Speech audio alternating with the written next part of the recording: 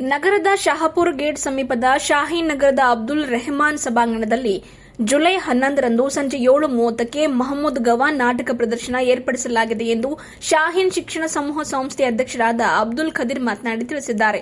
ಕರೆದ ಸುದ್ದಿಗೋಷ್ಠಿ ಉದ್ದೇಶಿಸಿ ಮಾತನಾಡಿದ ಅವರು, ಶಾಹೀನ್ ಶಿಕ್ಷಣ ಸಮೂಹ ಸಂಸ್ಥೆಗಳು ಹಾಗೂ ಬೆಂಗಳೂರಿನ ಕತ್ಪುತ್ಲಿಯಾನ್ ಥಿಯೇಟರ್ ಗ್ರೂಪ್ ಕೆಡಿಚಿ ಸಹಯೋಗದಲ್ಲಿ ಈ ನಾಟಕ ಪ್ರದರ್ಶನ ಹಮ್ಮಿಕೊಳ್ಳಲಾಗಿದೆ ಎಂದು ತಿಳಿಸಿದರು. ಹಿರಿಯ ಸಾಹಿತಿ ಚಂದ್ರಶೇಖರ್ ಕಂಬಾರ ಅವರು ರಚಿಸಿರುವ ಈ ನಾಟಕವನ್ನು ರಾಜ್ಯೋತ್ಸವ ಪ್ರಶಸ್ತಿ ಪುರಸ್ಕೃತ ಜಫರ್ ಮಹಿಯುದ್ದೀನ್ ಅವರ ನಿರ್ದೇಶನದಲ್ಲಿ ಮೂಡಿ ಬರಲಿದೆ ಎಂದು ತಿಳಿಸಿದರು. 15ನೇ ಶತಮಾನದ ಮಹಾನ್ ರಾಜಕಾರಣಿ, ವಿದ್ವಾಂಸ, ಶಿಕ್ಷಣ ಪ್ರೇಮಿ ಖ್ವಾಜಾ ಮಹಮ್ಮದ್ ಗವಾನ್ ಅವರ ಮದರ್ಸಾ ಇಂದಿಗೂ ಬೀದರ್ ನಗರದಲ್ಲಿ ಐತಿಹಾಸಿಕ ಪರಂಪರೆಯ ಸಂಕೇತವಾಗಿ ಉಳಿದಿದೆ. ಈ ನಾಟಕವು 15ನೇ ಶತಮಾನದ ಬಹಮನಿ ಸುಲ್ತಾನರ ಕಾಲಘಟ್ಟ ಒಳಗೊಂಡಿರಲಿದೆ. ಶಿಕ್ಷಣ ಕ್ಷೇತ್ರದ ಸುಧಾರಣೆ, ಕಲೆ ಮತ್ತು ವಾಸ್ತುಶಿಲ್ಪ ಅಧಿಕಾರಕ್ಕಾಗಿ ನಡೆದ ಸಂಘರ್ಷದ ಮೇಲೆ ಬೆಳಕು ಚೆಲ್ಲುವ ಕೆಲಸ ಈ ನಾಟಕ ಮಾಡಲಿದೆ ಎಂದು ತಿಳಿಸಿದರು. ಕತ್ಪುತ್ಲಿಯಾನ್ ಥಿಯೇಟರ್ ಗ್ರೂಪ್ ಸಂಸ್ಥಾಪಕ ಜಫರ್ ಮೊಹಿಯುದ್ದೀನ್ ಅವರು ಮಾತನಾಡಿ, ನಾನು 1979ರಿಂದ ಉರ್ದು ಹಾಗೂ ಹಿಂದಿ ರಂಗಭೂಮಿಯಲ್ಲಿ ಸಕ್ರಿಯನಾಗಿದ್ದು, ರಂಗಭೂಮಿಯಲ್ಲಿ ಸಲ್ಲಿಸಿರುವ ಸೇವೆ ಪರಿಗಣಿಸಿ ರಾಜ್ಯ ಸರ್ಕಾರ 2025ರಲ್ಲಿ ರಾಜ್ಯೋತ್ಸವ ಪ್ರಶಸ್ತಿನ ನೀಡಿ ಗೌರವಿಸಿದೆ. ಸಾಹಿತಿ ಗಿರೀಶ್ ಕಾರ್ನಾಡ್ ಸೇರಿದಂತೆ ಹಲವರ ಜೊತೆ ಅನೇಕ ವರ್ಷಗಳಿಂದ ಕೆಲಸ ಮಾಡ್ತಾ ಇದ್ದೇನೆ. ಈಗ ಮಹಮ್ಮದ್ ಗವಾನ್ ನಾಟಕದಲ್ಲಿ ಕೆಲಸ ಮಾಡುವ ಅವಕಾಶ ಒಲಿದಿರುವುದು ಭಾಗ್ಯ ಎಂದರು. ಈ ನಾಟಕದಲ್ಲಿ ಸಾಗ್ನೆಕ್ ಸಿನ್ಹಾ ಅವರು ಮಹಮ್ಮದ್ ಗವಾನ್ ಪಾತ್ರದಲ್ಲಿ ಕಾಣಿಸಿಕೊಳ್ಳಲಿದ್ದಾರೆ.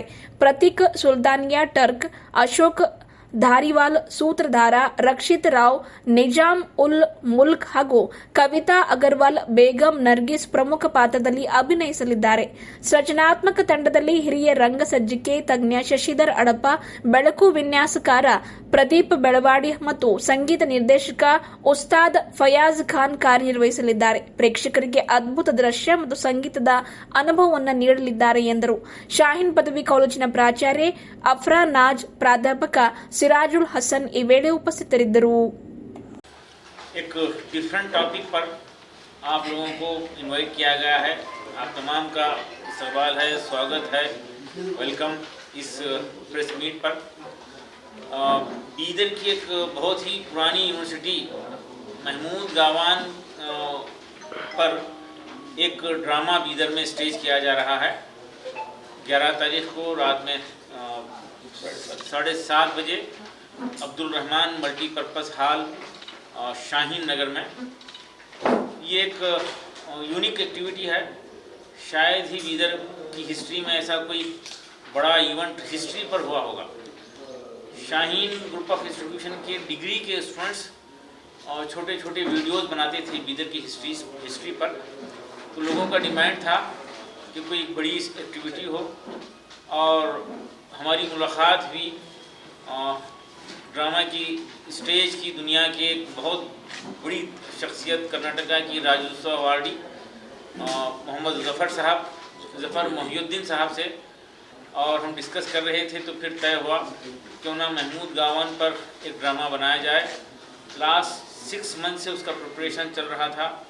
हम ये ड्रामा महमूद गवान कैंपस ही में रखना चाहते थे, लेकिन मौसम की वजह से शाहीन के अब्दुल रहमान मल्टीपर्पज़ हॉल में रखा गया है, जिसमें मोर देन 3000 लोग एट ए टाइम बैठकर देख सकेंगे. और साथ ही साथ दुनिया भर में लाइव टेलीकास्ट भी इसका रहेगा.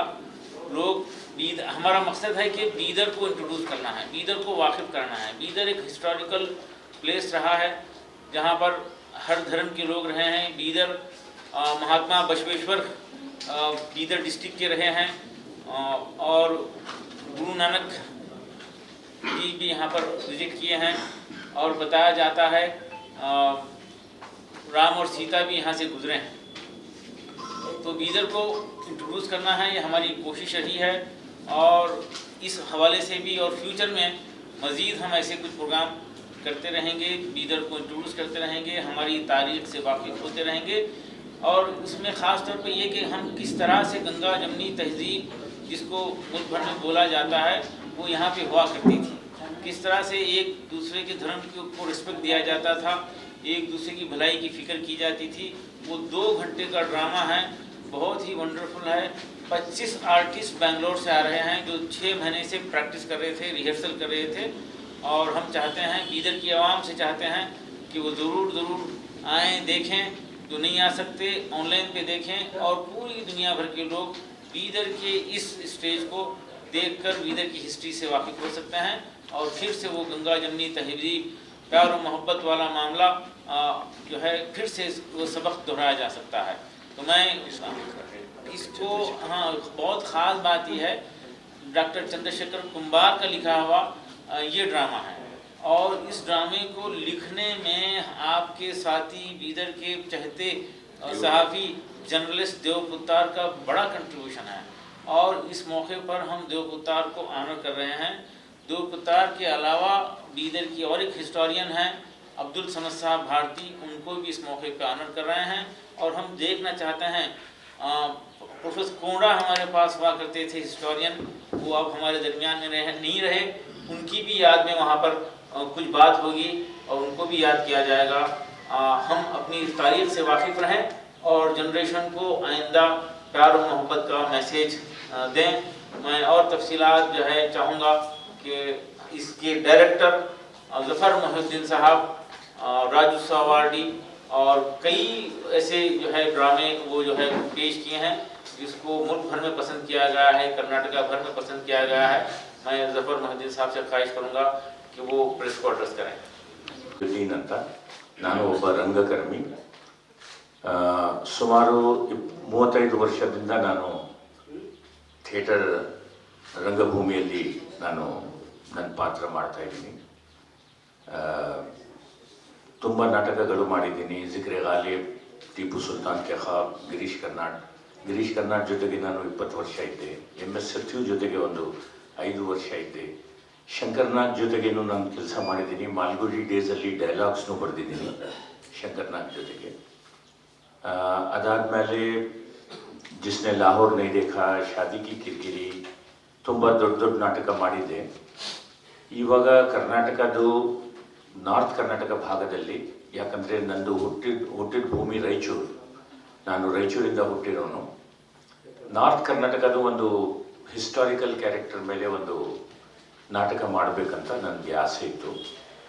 ಆವಾಗ ನಂದು ಭೇಟಿ ಡಾಕ್ಟರ್ ಚಂದ್ರಶೇಖರ್ ಕಂಬಾರ್ ಜೊತೆಗೆ ಆಯಿತು। Doctor Chandrashekhar Kambar is a Jnanpith awardee, Jnanpith ಪ್ರಶಸ್ತಿ ಪುರಸ್ಕರಿಸಿದರು, ತಮ್ಮೆಲ್ಲರಿಗೂ ಗೊತ್ತಿದೆ ಅವರ ಬಗ್ಗೆ, ಅವರು ಪದ್ಮಭೂಷಣ್ಣು। ಅವರು ಮೆಹಮೂದ್ ಗಾಂವ ಮೇಲೆ ಒಂದು ಒಳ್ಳೆ ನಾಟಕ ಬರೆದಿದ್ದಾರೆ ಕನ್ನಡದಲ್ಲಿ। ನನಗೆ ಆ ನಾಟಕ ಬಹಳ ಇಷ್ಟ ಆಯಿತು।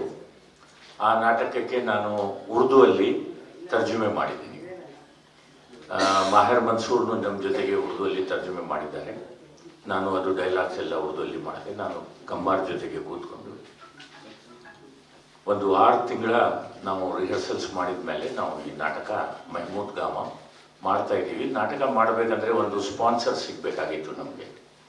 ನಾನು ಖಲೀಲ್ ಸಾಹೇಬ್ರ ಜೊತೆಗೆ ಮಾತಾಡಿದೆ, ಅವರು ನನಗೆ ಇಲ್ಲಿ ಸನ್ಮಾನ ಕೊಟ್ಟರು, ನನಗೆ ರಾಜ್ಯೋತ್ಸವ ಅವಾರ್ಡ್ 2025 ನವಂಬರಲ್ಲಿ ಸಿಕ್ಕಿರುವಾಗ ಇಲ್ಲಿ ಬಂದಿದೆ। ನಾನು ಹೇಳಿದೆ ಒಂದು ಒಳ್ಳೆ ಸಬ್ಜೆಕ್ಟ್ ಇದೆ ಸರ್, ಮೆಹಮೂದ್ ಗಾಂವದು ಚಂದ್ರಶೇಖರ್ ಕಂಬಾರ್ ಅವರು ಬರೆದಿರೋದು, ಅದರ ಮೇಲೆ ನಾಟಕ ಮಾಡಬೇಕಂತ ನನಗೆ ತುಂಬ ಆಸೆ ಇದೆ। ಅಂದರೆ ಅವ್ರು ಹೇಳಿದರು ಯಾವ ಭಾಷೆಯಲ್ಲಿ ಮಾಡ್ತೀರಾ ಅಂದರೆ, ನಾನು ಉರ್ದುವಲ್ಲಿ ಮಾಡ್ತಾ ಇದ್ದೀನಿ ಅಂದರೆ, ಓಕೆ ನಾವು ಮಾಡೋಣ, ನಾವು ನಿಮಗೆ ಎಲ್ಲ ಏರ್ಪಾಟ್ ಮಾಡಿಕೊಡ್ತೀವಿ, ಅರೇಂಜ್ಮೆಂಟ್ ಮಾಡಿಕೊಡ್ತೀವಿ। So because Shaheen group of institutions ನನ್ನ ಸಹಾಯಕ್ಕೆ ಬಂದರು, ಅವರು ಸ್ಪಾನ್ಸರ್ಶಿಪ್ಪಿಂದ ಅವರು ಹೆಲ್ಪಿಂದ ನನಗೆ ಸಾಧ್ಯವಾಯಿತು ಇದು ನಾಟಕ ಇಲ್ಲಿ ಬೀದರಲ್ಲಿ ಮಾಡಬೇಕಂತ। ಬೀದರಲ್ಲಿ ನಾನು ಒಂದು ನಾಟಕ ಮಾಡಲಿಲ್ಲ, ಇದು ಫಸ್ಟ್ ನಾಟಕ ನಾನು ಮಾಡ್ತಾ ಇರೋದು। ಈ ನಾಟಕದಲ್ಲಿ ತಾವು ಹೇಳ್ದಂಗೆ ದೇವು ಪತ್ತಾರ್ ಇಲ್ಲಿ ಇರೋರು, ಅವ್ರನ್ನು ಕಂಬಾರ್ ಜೊತೆಗೆ ಇದ್ದರು। ಈ ನಾಟಕ ಕನ್ನಡದಲ್ಲಿ ಬರೆದಿರುವಾಗ ನಾನು ನಮ್ಮ ಹಿಸ್ಟಾರಿಕಲ್ ಕನ್ಸಲ್ಟೆಂಟ್ ಅವ್ರಿಗೆ ಇಟ್ಕೊಂಡಿದ್ದೀನಿ, ಯಾಕಂದರೆ ಆಲ್ ನೆಟಿಗ್ರಿಟಿ ಚಿಕ್ಕ ಪುಟ್ಟ ಡೀಟೇಲ್ಸ್ಗಳು, ಹಿಸ್ಟಾರಿಕಲ್ ಡೀಟೇಲ್ಸ್ ದೇವು ಪತ್ತಾರ್ಗೆ ತುಂಬ ಚೆನ್ನಾಗಿ ಗೊತ್ತಿದೆ। ಸೊ ನಾವು ಆದಷ್ಟು ನಾವು ಪ್ರಯತ್ನ ಪಟ್ಟಿದ್ದೀವಿ ಒಳ್ಳೆ ನಾಟಕ ಮಾಡೋಕ್ಕೆ। ನೀವು 11ನೇ ತಾರೀಕಿಗೆ ನೋಡ್ಬೋದು ನಮ್ಮ ನಾಟಕ ಎಷ್ಟು ಚೆನ್ನಾಗಿ ಬಂದಿದೆ ಅಂತ।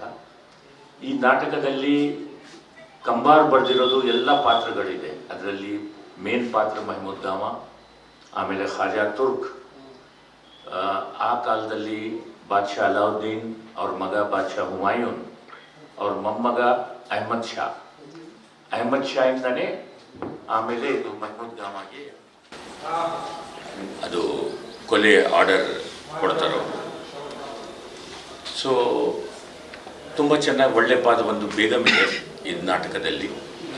ಹುಮಾಯೂನ್ ಹೆಂಡತಿ ಒಬ್ಬ ವೆರಿ ಇಂಪಾರ್ಟೆಂಟ್ ಕ್ಯಾರೆಕ್ಟರ್ ಅಂದರೆ ಒಂದು ನೀಲಿ ಅಂತ, ಇಲ್ಲಿ ತೆಲಂಗಾಣ ರೀಜನ್ ಒಂದು ಹುಡುಗಿ, ಅವಳ ಪಾತ್ರ ಭಾಳ ಇಂಪಾರ್ಟೆಂಟ್ ಪಾತ್ರ ಇದೆ. ಕಂಬಾರ್ ಅವರು ಬರೆದಿರೋದು. ನಾನು ಆ ಪಾತ್ರಗೆ ನಮ್ಮ ದಖನಿ ಭಾಷೆಯಲ್ಲಿ ಆ ಪಾತ್ರ ಮಾಡಿದ್ದೀನಿ. ನಮ್ಮ ಬೀದರ್ ದಖನಿಯಲ್ಲಿನೂ ಬೆಂಗಳೂರು ದಖನಿ ಬೇರೆ ಇದೆ, ಬೀದರ್ ದಖನಿ ಬೇರೆ ಇದೆ. ಈ ಪಾತ್ರ ನಾನು ಬೆಂಗಳೂರು ದಖನಿ ಆ್ಯಕ್ಸೆಂಟ್ ಕೊಟ್ಟಿದ್ದೀನಿ. ತಾವೆಲ್ಲ ನೋಡಿ.